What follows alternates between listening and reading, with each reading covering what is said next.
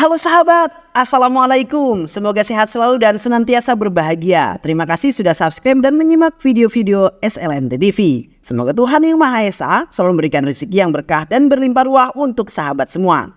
SLMT TV hadir dengan alur cerita film-film pilihan. Kali ini SLMT TV akan membawakan alur cerita film yang berjudul Jawan. Gak perlu banyak basa-basi lagi, ini dia alur ceritanya.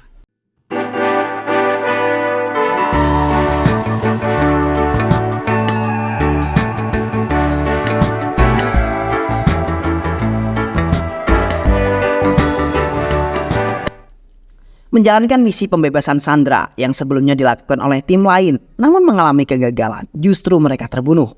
Vikram Ratore menjadi pemimpin tim Agni yang datang untuk membebaskan Sandra, dan dia menemukan masalah dengan senjata yang mereka gunakan. Senjata itu tidak berfungsi, maka muncul pertanyaan, apakah ini juga terjadi pada tim sebelumnya? Senjata yang mereka gunakan tidak berfungsi dan mengakibatkan mereka tidak dapat melakukan perlawanan. Dalam misi kali ini, satu orang anak buah Vikram meninggal dengan mengorbankan dirinya agar yang lain dapat selamat. Misi berhasil. Pulang ke India menerima penghargaan, namun ini adalah beban yang berat karena mereka tak kembali utuh. Vikram berkata saat menerima penghargaan, sidang dilakukan untuk mencari tahu apakah mungkin senjata yang disuplai oleh perusahaan Kali tidak berfungsi. Panjang lebar, Kali menjelaskan pendapatnya mengenai senjata yang buatan luar negeri dan kemungkinan mereka menggunakan tidak mengerti bahasanya, sehingga tidak berfungsi. Hal ini menimbulkan kemarahan pada Vikram. Lalu ia kemudian meragukan cara menggunakannya dan menembakkan senjata tersebut pada Kali. Ternyata senjata itu pun tidak berfungsi. Saat ditembakkan, Kali berteriak ketakutan. Melihat bukti yang jelas di depan mata, akhirnya pengadilan memutuskan perusahaan milik Kali masuk dalam daftar blacklist. Hal inilah yang kemudian merupakan akar permasalahan. Kemudian Vikram pulang ke rumahnya yang berada di tengah hutan. Disambut istrinya yang bernama Aishwarya. Saat mereka bersama, tiba-tiba listrik mati dan terdengar suara tembakan. Vikram melihat anjingnya yang tergeletak di lantai. Saat itu ia berada di luar. Seseorang menyuntikkan bius sehingga ia tidak terlalu lama melakukan perlawanan. Dan ketika Vikram melihat Aishwarya dicekik dan dilemparkan hingga pingsan, ia pun kemudian pingsan. Kali mengatakan untuk mengurus istri Vikram dan ia sendiri membawa Vikram. Saat Vikram sadar, mereka berada di dalam pesawat dan pengaruh obat bius hingga membuat perlawanan yang sia-sia. Vikram mendapatkan 4 kali tembakan dan membuatnya jatuh dari pesawat. Jatuh ke sebuah sungai, mengalami benturan di kepalanya dan tubuhnya terluka sangat parah. Vikram diselamatkan oleh suku yang berada di dataran tinggi. Ditemukan oleh seorang anak kecil yang sedang berada di pinggir sungai menemani ibunya. Ia bernama Juju. Lalu mereka membawanya ke perkampungan mereka untuk diobati. Hilangnya ingatan Vikram tidak mempengaruhi keahlian lainnya.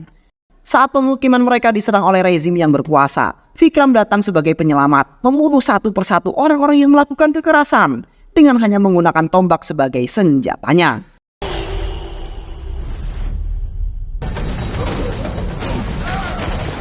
Mereka menyembah Vikram sebagai tanda penghormatan karena telah menyelamatkan perkampungannya. Lalu anak kecil yang menolong Vikram mengucapkan janji suatu saat ia akan membantu Vikram menemukan identitasnya.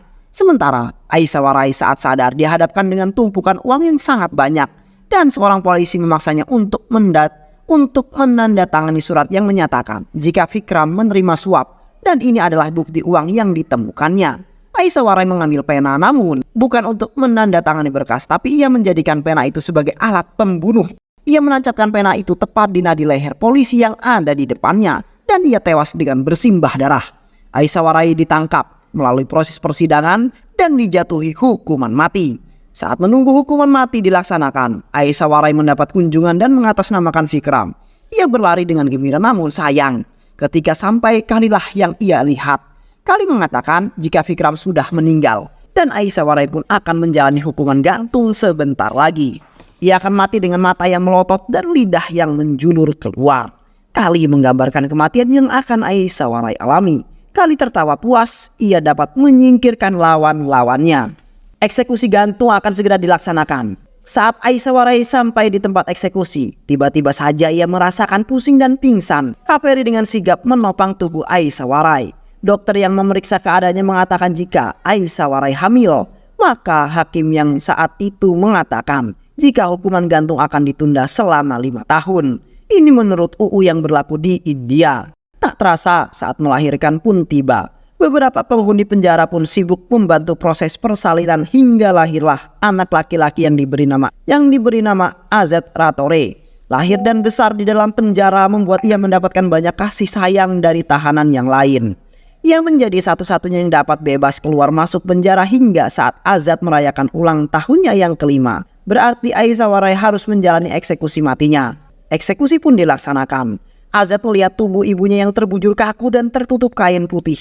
Ia pun kemudian pingsan. Kaferi pun kemudian mengadopsi Azat. 30 tahun kemudian, Azat telah dewasa dan ia mengikuti jejak Kaferi untuk menjadi sipir di penjara, tempat ia dilahirkan. Di samping profesi Azat sebagai sipir, ternyata Azat memiliki anak buah yang ia didik di dalam penjara. Mereka adalah pemudi yang dipenjara karena mempertahankan apa yang mereka anggap benar. Membela diri, namun mereka harus merasakan dinginnya jeruji besi. Mereka memiliki misi untuk mengembalikan apa yang menjadi hak masyarakat yang seharusnya mereka rasakan. Langkah awalnya adalah melakukan pembajakan kereta penumpang. Mereka pun semua menyamar. Kaki the Darling. Janvi berprofesi sebagai seorang seniman musik. Helana ahli dalam IT. Laksmi the Mother. Iram dulu ia adalah seorang dokter yang menjadi kambing hitam penguasa yang korup. Iskara yang berprofesi sebagai artis. Putri Kali juga berada dalam kereta. Ini merupakan bagian dari rencana mereka agar Putri Kali ada di sana. Helana menyabotase lampu lalu lintas di jalan yang akan dilewati oleh anaknya Kali. Hingga terjadi kemacetan parah beberapa saat yang dikendalikan dari dalam kereta. Rencana mulai dijalankan. Kereta diberhentikan di dalam terowongan. Sadar akan pembajakan yang terjadi di kereta, mereka semua mulai panik hingga muncul seseorang yang mengaku sebagai polisi dan mengalahkan Laksmi. Azat berjalan mendekati pemuda itu. Adalah Juju. Kemudian dengan kain yang menutupi kepalanya, ia mengalahkan dan mengikat Juju. Juju terkejut dengan wajah yang sangat ia kenal.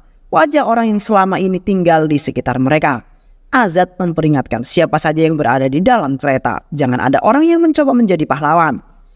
Siapa orang yang paling kau hormati, Azat? Bertanya kepada Juju. Tentu saja ibuku. Katanya, ibulah ibu. Baiklah, bayangkan jika wanita berbaju hitam itu adalah ibumu. Azat berjalan mendekati wanita itu dan berdiri di belakangnya. Ia adalah Iskara, sang aktris. Suara tembakan terdengar dan wanita berbaju hitam itu jatuh ke lantai dan mengalirkan darah. Penumpang lain berteriak ketakutan. Azat menelpon seseorang yang bernama Anil. Ia meminta untuk berbicara dengan seorang yang bisa diajak bernegosiasi. Jika ia peduli dengan keadaan penumpang yang lain, Narmada datang dan berbicara dengan Azat. Ia meminta Menteri Pertanian agar berbicara dengannya dalam waktu 5 menit. Murli Das datang dengan keadaan marah karena ia diminta datang untuk masalah yang tidak penting baginya. Narmada mengatakan jika Perdana Menteri tidak datang dan bernegosiasi dengannya, maka ia akan mulai membunuh seseorang yang ada di kereta setiap beberapa menit. Jika itu terjadi, Anda akan kalah dalam pemilu. Menteri Pertanian berkata, jika seharusnya Anda berbicara dengan Menteri Keuangan. Ia bangkit dari kursinya saat Azat berkata, 10.281. Dulu puluhan ribu petani bunuh diri akibat pinjaman. Dan itu semua ada dalam masa jabatanmu. Semua kebijakan hanya menguntungkan orang-orang kaya. Seperti pajak, mobil lebih kecil daripada pajak traktor yang 13%. Tahukah Anda apa artinya itu? Sayang sekali. Kali ini pun Anda tidak dapat menyelamatkan nyawa penumpang kereta ini. Bagaimana caraku dapat membantu mereka? Anda siapkan 40 crore, 97 lak, 13.500 rupiah. Hanya itu saja caranya. Dari mana kami mendapatkan ini? Minta pada pengusaha yang sering Anda bantu. Mereka pasti akan membantu Anda dengan senang hati. Kali yang mengetahui jika putrinya berada dalam kereta bersedia membayar apa yang diinginkan pembajak kereta. Alia, anak dari Kali berkata, kalian semua pencuri. Ya, kami pencuri. Dari orang-orang kaya yang korup, bukan dari orang-orang yang miskin. Kalki, ia adalah anak seorang petani yang gantung diri karena tidak sanggup membayar pinjaman bank. Mereka menagih dengan sangat kejam, mempermalukan di depan umum. Tak ada toleransi dan keringanan sama sekali. Bagaimana dengan ayahmu? Ia mendapatkan keringanan pinjaman bahkan tidak membayar sama sekali. Padahal kalian adalah orang kaya. Apa ini yang disebut adil? Kami hanya mengambil hak milik mereka. Jika nanti kamu bertemu dengan ayahmu, sampaikan salam dari Vikram Ratore. Helana memberitahu jika transfer telah selesai. bermaksud ingin melakukan selebrasi karena misinya berhasil, namun tidak ada yang merespon karena mereka masih bingung dengan apa yang terjadi. Hingga saat wanita yang berpakaian hitam bangun dan membuka cadarnya, mereka baru bertepuk tangan. Asisten Azad membagikan penutup kepala untuk mengelabui polisi yang sudah berjaga di luar. Mereka berbaur dengan penumpang saat keluar dari kereta, tentu dengan strategi mulai dari menyemprot kaca jendela, menggunakan bom asap, menggunakan senjata mainan agar seperti tembakan sungguhan. Saat ini banyak senyum terukir di wajah para petani hutang mereka lunas. Ternyata uang yang mereka dapatkan digunakan untuk melunasi hutang 700.000 orang di berbagai wilayah India. Misi kali ini selesai dan mereka kembali ke penjara. Aksi mereka ini didukung oleh para tahanan yang lain dan juga para sipir yang mengetahui siapa Azad sebenarnya. Kafira memaksa Azad untuk ikut menemui perempuan yang akan dijodohkan dengannya. Namun ia tidak bisa datang dan mengutus anaknya untuk datang ke pertemuan itu. Vikram terkejut mendengar apa yang dikatakan anak yang ada di hadapannya. Ia mengatakan jika mereka harus saling mengenal karena akan menjadi satu keluarga. Namaku adalah Suji dan aku sedang mencari seorang ayah. Number feed karo. Okay, इस नंबर पे Di sekolah Suji, Vikram diminta datang untuk bertemu dengan kepala sekolah. Mereka mengadakan pertemuan dengan wali murid. Saat sedang meminum teh, Naramada datang. Suji memperkenalkan Vikram sebagai seorang yang ia cari. Ia cari untuk menjadi suami mamanya. Naramada dan Vikram berbincang dan ia menceritakan kisahnya hingga bisa memiliki Suji tanpa pernikahan. Aku ingin memberikan yang terbaik untuk Suji, namun pernikahan itu butuh kepercayaan dan aku melihat itu di mata Suji. Azad dan timnya kembali melakukan aksinya. Saat ini Menteri Kesehatan sedang melakukan kunjungan dan berpidato mengenai apa saja pencapaiannya. Apa yang ia bicarakan tidak sesuai dengan kenyataan yang ada di lapangan. Tidak ada fasilitas kesehatan yang berjalan di Kalipur. Mereka menjalankan tugas mereka. Helana bagian menembak dan yang lainnya berada di dalam ambulan. Mereka membawa Perdana Menteri ke bekas rumah sakit Kalipur untuk menjalani operasi dengan peralatan seadanya. Azad melakukan siaran langsung saat akan melakukan operasi agar semua orang tahu bagaimana keadaan di sana, dan Azad mengatakan jika pemerintah harus melakukan klarifikasi mengenai kasus yang melibatkan Dr. Iram, yaitu kasus keracunan gas beracun akibat pembuangan pabrik milik Kali yang membuang limbah ke lingkungan tanpa adanya pengolahan, mengakibatkan anak-anak di sana mengalami gagal pernapasan. Azad ingin pemerintah memperbaiki semua list rumah sakit yang akan ia kirim dalam waktu 5 jam.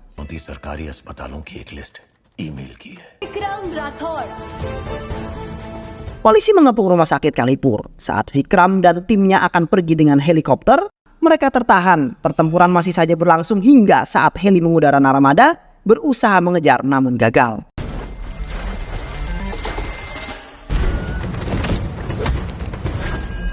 Ia terjatuh dari heli namun berhasil meraih topeng yang digunakan Azad. Berdasarkan rambut yang tertinggal di topeng, Naramada menyimpulkan jika pelakunya berusia muda.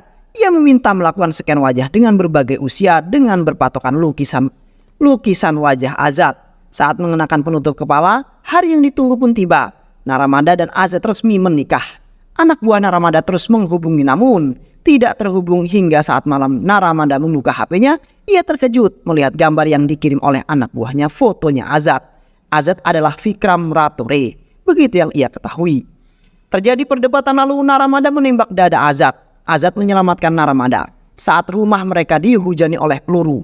Mereka tertangkap mendapatkan banyak luka pukulan dan juga tembakan di lengan Naramada. Saat mereka sudah tak sadarkan diri, seseorang datang menyelamatkan mereka. Tim Azad hanya menjadi pengamat. Adiknya Kali adalah orang terakhir yang ia tembak sebelum pergi, membawa Azad dengan memperkenalkan diri sebagai Vikram. Vikram राठौड़ नाम तो सुना होगा। Azad mendapatkan perawatan medis, terbangun di tempat asing, dan hanya 2 wajah yang ia kenali. Salah satunya adalah Vikram Rathore, ayahnya yang telah lama hilang. Flashback on. Kejadian di kereta penumpang di Mumbai membuat Juju menjadi informasi. Begitu mereka semua bisa keluar dari kereta, datang ke pusat arsip milik pemerintah. Bukan hal sulit untuknya karena ia adalah seorang polisi yang mencari data teman-temannya Vikram Rathore. Satu persatu akhirnya ia temukan dan membawanya untuk menemui Vikram di desanya. Flashback off. Juju menjelaskan pada Azad jika Vikram mengalami hilang ingatan, namun keahliannya tidak pernah hilang. Mereka bilang, kamu adalah anakku. Tapi maaf, aku tidak memiliki perasaan apa-apa saat ini. Tapi aku akan selalu mendukungmu dan menjadi perisai untukmu, anakku. My son. Di kantor polisi, Naramada menyusun rencana untuk dapat masuk ke dalam penjara untuk menangkap Azad dan juga timnya. Berdasarkan data yang mereka peroleh, tim Azad berada dalam satu sel tahanan. Maka disinilah Naramada berada dalam sel tahanan bersama mereka. Laksmi menceritakan apa yang dilalui oleh Azad hingga ia memutuskan untuk melakukan hal tersebut. Begitu juga dengan latar belakang kami bisa berada di sini. Kami banyak melakukan perbuatan baik, tapi dunia tidak tahu kami ada di belakang ini semua. Di mana Azad, ia ada di tempat yang aman. Mereka menyusun rencana untuk mengambil paket uang yang dibawa oleh mobil yang dijaga dengan sangat ketat. Itu adalah uang mafia yang akan digunakan untuk membangun pabrik yang sesuai dengan keinginan mereka. Misi dijalankan, namun saat kesalahan kecil hampir membuat semua rencananya gagal. Anak buah Kali yang mengetahui ada penyerangan mulai melakukan perlawanan.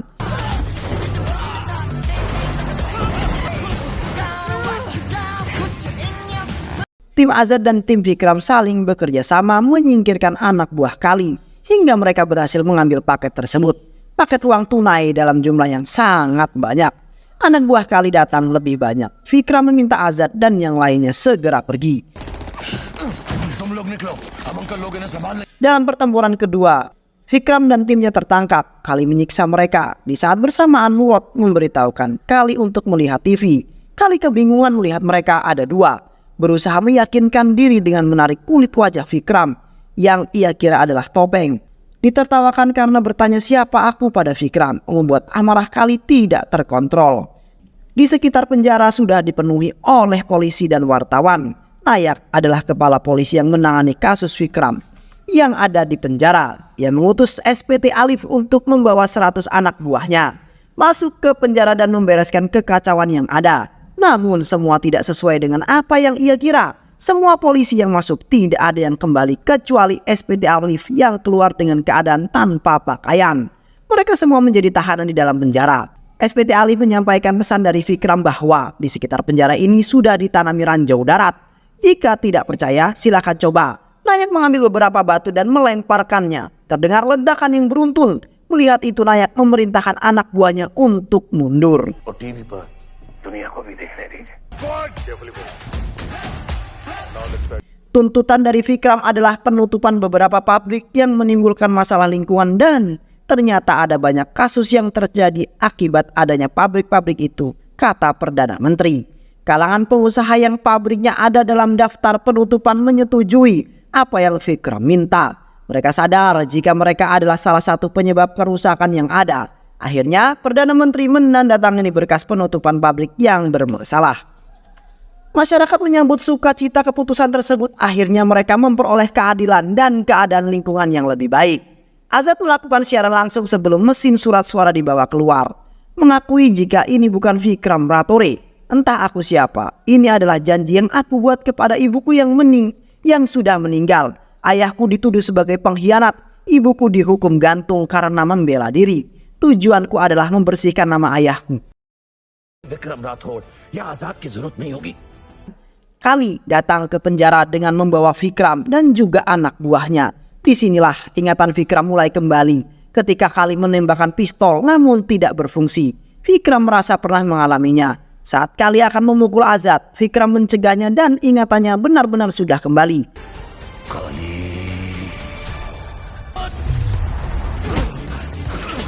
Mereka terus melakukan perkelahian. Kali dibawa ke ruangan eksekusi gantung. Tali dipasangkan di lehernya. Azad mengatakan jika nanti kau akan mati dengan lidah yang menjulur keluar dan mata yang melotot. Kali tewas di tiang gantung.